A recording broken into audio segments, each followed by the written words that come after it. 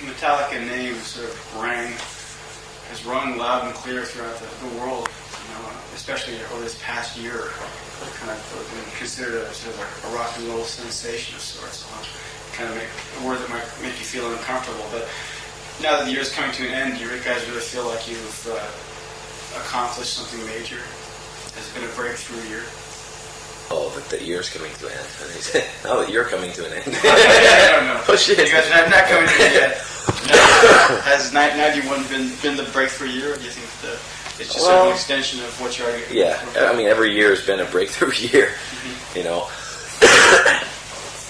It's just the kind of the name that won't go away, Every, the debut album, they got to prove themselves on the second album now, and okay, now it wasn't just a fluke. The second album's okay. Now third album's where you really, you make or break the band, and then, every time it's like, wow. So, but this 91 has been pretty good for us. The album's doing fairly well. People are buying the thing, and a lot more people are hearing the name Metallica, and doing the tours, doing great. Selling some tickets. A lot of people are showing up.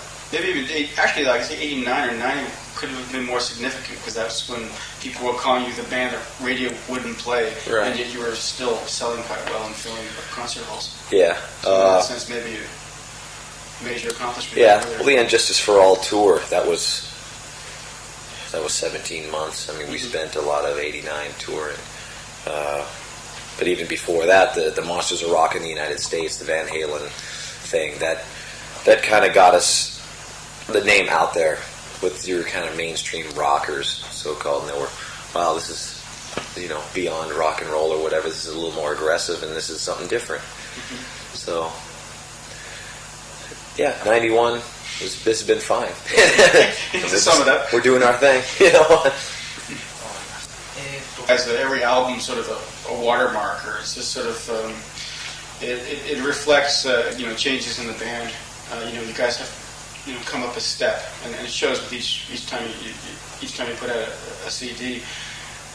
Do commercial concerns have anything to do with the changes in the way you guys approach the music? Well, since day one, we've never really liked anything that the commercial radio or TV or anything has to offer or had to offer. So we've never really thought of that as our guidelines, or this is how you're supposed to do things. We've never really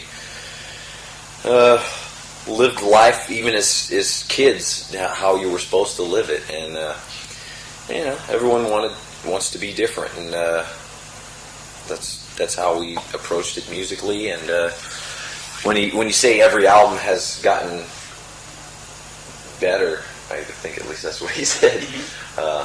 That's basically what we're trying to do. I mean, within ourselves, we think everyone has gotten better. Other people might not think, well, this is my favorite album because, and they're not getting better. They're more popular now, and I don't like them now because this guy likes them, and it's their musicianship is too good now. It depends on what you think good is. Mm-hmm. So we've always pleased ourselves and gone for that. Mm-hmm. So you can't really go wrong when you do that. So how about the decision to use Bob Rock? I mean, that was construed by some as a step in well, sure, direction of accessibility. Oh yeah, everyone has their opinions on, and they already have it all worked out why we got him in. Do you want to set the record straight? Tell me who exactly accounted for that decision? Well, why Bob Rock? Well, these songs that we had written, they kind of cried out for better production, a thicker sound, a more of a muscle to it. And Bob was available at the time, and we had liked all the stuff he'd done prior, sound-wise. People freak out when they hear, they did Motley Crue, and they associate him with those bands and making them bands, how they are, why they dress like that, and all that shit. And we like to freak people out too. We got Bob because of sounds, and he definitely did us justice. Back, I'm glad to. He makes an assumption here, and he wants to know if it's on the mark or not, but. There's a song called "Through the Never." They're one of the songs. Yeah, okay. Like that song maybe is perhaps best representative of this assumption, but he says there seems to be a common link through the songs. There's sort of this feeling of despair.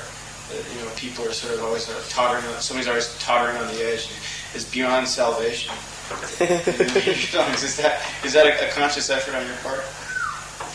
Well, the lyrics on this newer album are a little more from within. I'm doing all the lyric writing. Instead of kind of putting myself in other folks' shoes or looking outside, more kind of here's what I think of this or this. It's kind of from within what I've kind of been feeling lately or whatever. The despair. All the lyrics on pretty much all the album are just stating the fact that we're just as confused as a lot of other people on, what life's about and why we're here and, how to go about, making yourself happy and things.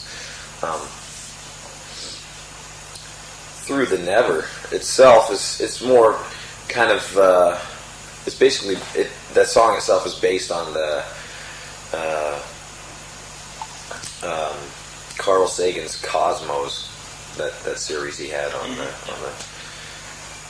it actually came out on video, and that kind of explaining in layman's terms what not the religion side, the kind of scientific side of why we're here and things. So. Yeah. And it's just as confusing. So. What did you have in mind, though? He says based on that, but what element in that series did you tap into right through the Never? Well, I could kind of. The thing was, it was a couple of weeks long, put into a few videotapes, and I tried to even pack it down a little more. Reader's Digest condensed version. Well, trying to. Just trying to,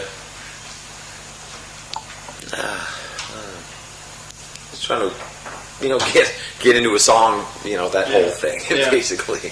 Just sort of an abstract idea. It was sort of, the lyrics of this album were sort of a reflection of your reaching within, as you put it. But, even when you go back to the last album, Injustice for All, where it was a little more political, still you kind of talked about people, being beyond salvation, being, in a state of despair. There seems to be that sort of a common thread throughout this stuff. Well, kind of the underdog thing. We've always considered ourselves one. And how people get, manipulation, the way people are kind of screwed with and they don't really know it. The Justice for All album, people, the political album, people think of it because, the whole justice thing and, kind of the complaining album, in the States, how Land of the Free isn't quite as free as it should be. And this next album is not really political, it's not really war or any of that. It is a little more within. On the home front. I like it because it was a little more therapeutic for me. It was a lot harder to write, no doubt. And there were 12 songs on this one. I had to pick out 12 fairly different subjects and make them equally as strong. And, I wasn't just sitting down watching CNN, write a song, easy shit like that. It was a little more difficult, but in the end, it definitely feels a lot better when you put all that work into it. It works pretty good. You sing about the underdog because you guys have always been the underdogs. So. Yeah, and we always like that kind of people trying to push you down and you get back up. That kind of, we haven't been the kind of band where everyone likes us or, we kind of like that. Yeah. And it is a little strange now that it is getting a little, the mainstream's coming to us going, oh shit. Big man on campus, all isn't it? It's a little strange to us, but, we can make people hate us pretty easy. So that gets on, your guys' music has changed, he notes, whereas it used to be, the emphasis used to be more on speed, now there's more body, more depth. And does that represent sort of more emotional depth to the music as well? Like you talk about the underdog, but now maybe you're talking about the underdog in more complex terms, as a more complex character. And so the complexity of the music is reflected in sort of its depth as opposed to just its speed. Well, the speed thing. Well, we consider ourselves a live band, and we always have. We've built our following on playing live, playing everywhere we can, anywhere, anytime. We couldn't rely on the radio or MTV or any of that shit to get ourselves across. So live was our thing. And the speed got us attention. That was, people weren't there to... people were there to see who was there. All their buddies were hanging out, drinking, whatever, and we're up there playing. And, hey, we're fucking up here playing, So to get attention, we were playing faster, more aggressive, and we still have all those quicker songs. We just didn't, especially on this album, there weren't a lot of fast riffs, and we felt if we did have some fast riffs, but they weren't as good as some of the other stuff. It wasn't as unique. It was, that sounds pretty much like this song we've already done or whatever. We didn't really want to do the same kind of shit. We wanted to expand a bit, and the simplicity on this album was a lot more challenging, actually, to kind of fill up those huge holes, where it was just all the time, or, throw another riff right here, or it was actually doing one riff and having to build around it. Like, the vocals had to... it was more individualistic. Everyone had to really shine through at their certain times. Mm-hmm. And like with the solos, the drumming, the vocals especially too, had to really carry a lot of the song. So it was just another challenge that we wanted to tackle ourselves. So you think the stuff previously it's sort of grown from the live experience, whereas this time was purely a musical thing, purely a studio? Yeah. Pretty much. Well, there was... Well, in the Justice for All tour, we were on the road for, like I said, 17 months, and the songs from that album were fairly long, and playing all those live was, and we were playing 2.5 hours, and we were fucking playing 7 or 8 songs or whatever, and the long songs work on vinyl. Some of them don't work live, So we wanted to get some shorter ones that would work live. And we got them. Back to the first album as just like the simple factor, kind of more to the point in the song itself. You relying more on the song? Well, the first album was pretty simple, had a riff, and you were screaming over it, and it might have been quicker. Okay, the simplicity thing. Yeah, I see. まあある意味で今回の作品は I guess a lot of what people look for in your songs and what they do find is a sort of an element of fear and terror, and it sort of strikes him as almost kind of humorous to see people reacting as they probably will tomorrow to the song One, which is all about a very sort of terrifying experience, and how a guy is frozen in place there, and everybody's just sort of on their seats and fists in the air and getting into as if they're watching like Elton John or something. Yeah, there is a humor in that, and in some of the other reviews. I mean, in a way, this new popularity is kind of starting over. You're trying to explain, why you're doing things all over again, and in some of the reviews, we have a song called "Creeping Death," and in the middle we get the whole crowd to chant "Die, die," so it's getting a cheerful, rousing chant of "Die," with 10,000 people, which is it's fun. Yeah, well, the thing is, I think that he has to accept the fact that that's just it's accepted as entertainment. It's a form of valid entertainment. Oh, yeah, not unlike like a horror film or a comic book or a good novel or whatever.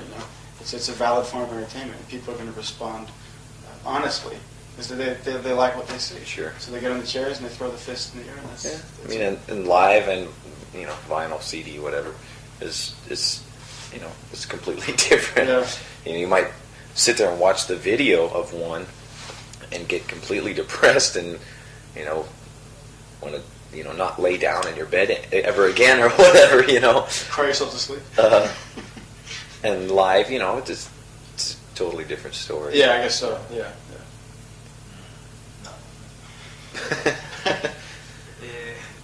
I guess it's up to the discretion of the listener, the fan, what he wants to get from your music.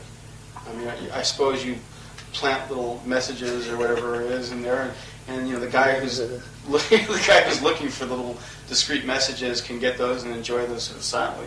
And then again, there's a sort of just the music that can be enjoyed on its own merits for the guy who does want to sort of throw the headbang or whatever. So it's up to the discretion of the listener. Oh, no doubt. I mean, it depends on what you're into music for, and a lot of the heavy metal, if that's what you want to call us, is more appealing to a younger crowd, and they get out of it, I guess, what they don't get from their parents, or they feel a bond somehow, and they're thinking kind of similar to me, and wow, I'm not the only one getting these weird feelings or something. And it does scare some parents that kids cling on to a band so closely, and and the PMRC, the parents maybe feel a little intimidated, so they find what they want in it. Oh, this is no good. I hear this, and so certain people get what they want, and it's like anything. You get out what you look for. You ever feel you're getting misunderstood? That people are sort of deriving the wrong things from your music? From the music? Yeah, or from interviews? Just from the band or the music or the image or whatever. It just bothers me when some people just shun you off or put you in, they pigeonhole you. Here's, Metallica is heavy metal or speed metal or thrash metal, and all of a sudden they see other bands in their mind, Slayer, and the Devil, and all this other crap. Some of the ignorance kind of bothers some of the other members more than others. You just got to give us a fair chance. That's basically it. And through some interviews, people, there was a point where I wasn't doing interviews because people were interpreting it wrong, and I just found that instead of, in the States especially, if you don't do an interview, they'll just take some interview from 5 years ago and try and hep it up to the 90s or whatever, or they'll just make the shit up. So I mean, you do as best you can. You can't let it ruin your life or lose sleep over it. Next. Got about a minute to go here, so. Some of the more memorable, the legends throughout rock and roll, the Jimi Hendrixes or the Jim Morrisons or whatever, they sort of left their imprint on the art form because they almost seem to be sort of driven by kind of madness. And you guys seem to sort of unleash a rare sort of power. Do you think that element exists, and sort of an antisocial an element of just something that separates you from the common man, or is there something that drives the music that a kind of power we can't find elsewhere? Well, I think we've kind of grown up in a little more of an aggressive kind of generation, a little more physical. I hope I don't have to die to kind of prove that, all these, art form, all this fucking shit. We're just, the leaders of the thrash metal scene, the innovators of all this crap. We're basically, we're writing music and playing in a band because we didn't want to have a regular job. That's kind of how the whole thing started. And basically, we do live Metallica. I mean, it's our life. We can't really just now here's the break. We're gonna go do whatever. And it's Metallica is we've grown up with Metallica. We've basically grown up together, and we pretty much feel the same things. I think we fill a gap where a lot of the youth, and now that we've grown up a bit, these people have grown up with us, so we've even got more. It's this kind of there's older fans. There's the fans that have been in since the third album or whatever, and then there's the brand new ones also. Just an aggressive release. I'm done working and I hate my boss or whatever. I really hate this. So put on the music and I'll get back at him. I'm screaming this song to him, or I'll go to the gig and just let go. Yeah, I guess also the band's taken on of its own. Metallica has become sort of bigger than all of us. People come to expect a certain something from it, and now you guys, I guess, whether or not you want to admit it, have to kind of live up to that. We're a role model. That's a scary word. But almost like an anti-role model. Yeah. You kind of provide that release. Yeah. People know that maybe in the rest of the world they're going to come up against a lot of bullshit, but when they listen to your albums or when they come to a show, they think they're going to get, or when they hear you on the radio, they're getting a taste of something they like for a change. Hopefully, yeah. To a lot of people, Metallica is pretty personal. It is a personal part of them, and that's good. That's what I mean by sort of being bigger than all of us. It's sort of taking on a life of its own now. Maybe it's become a real job. No, I'm having fun, man. When it's no fun, it becomes a job. Good enough. You need to show back.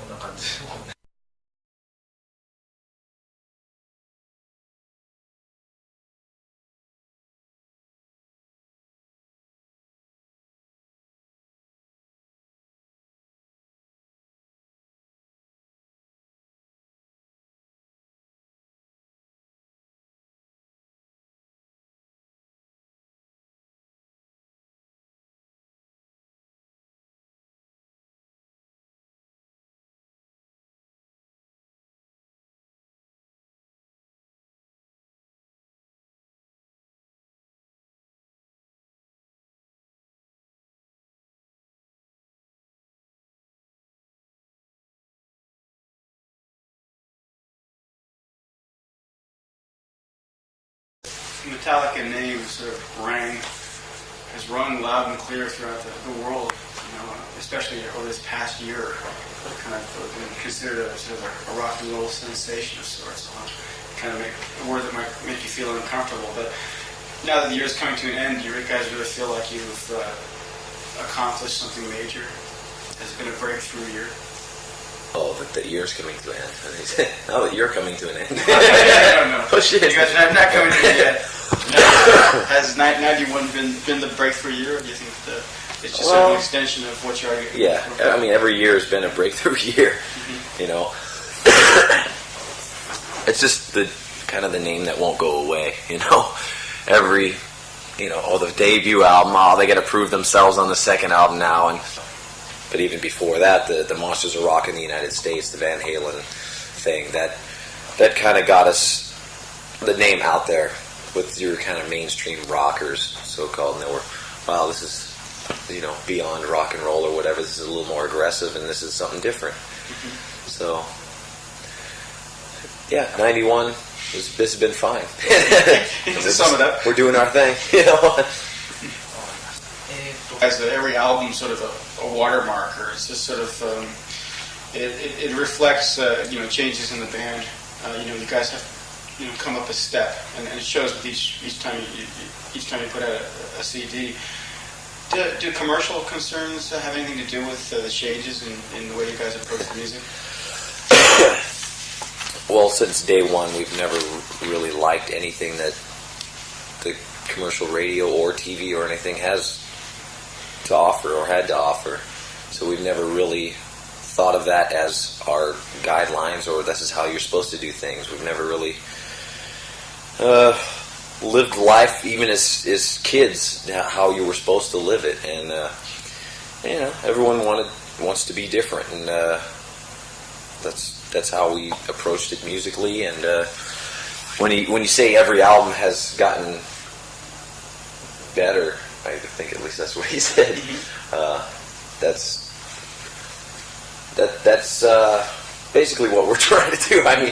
within ourselves, we think everyone has gotten better. You know, other people might not think, you know, well, this is my favorite album because, and you know, they're not getting better. They're more popular now, and I don't like them now because this guy likes them, and it's, you know, their musicianship is too good now. It depends on what you think good is. Mm-hmm. So we've always pleased ourselves and gone for that. Mm-hmm. So you can't really go wrong when you do that. So how about the decision to use Bob Rock? I mean, that was construed by some as a step in well, sure, direction of accessibility. Oh yeah, everyone, you know, has their opinions on, and you know, they already have it all worked out why we got him in.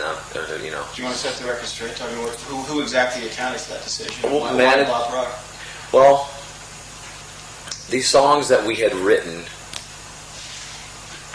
they kind of cried out for, okay, now it wasn't just a fluke. The second album's okay. Now third album's where you really, you know, you make or break the band, and then, you know, every time it's like, wow. So, but this 91 has been pretty good for us. The album's doing fairly well. People are buying the thing, and a lot more people are hearing the name Metallica, and doing the tour's doing great. You know, selling some tickets. A lot of people are showing up.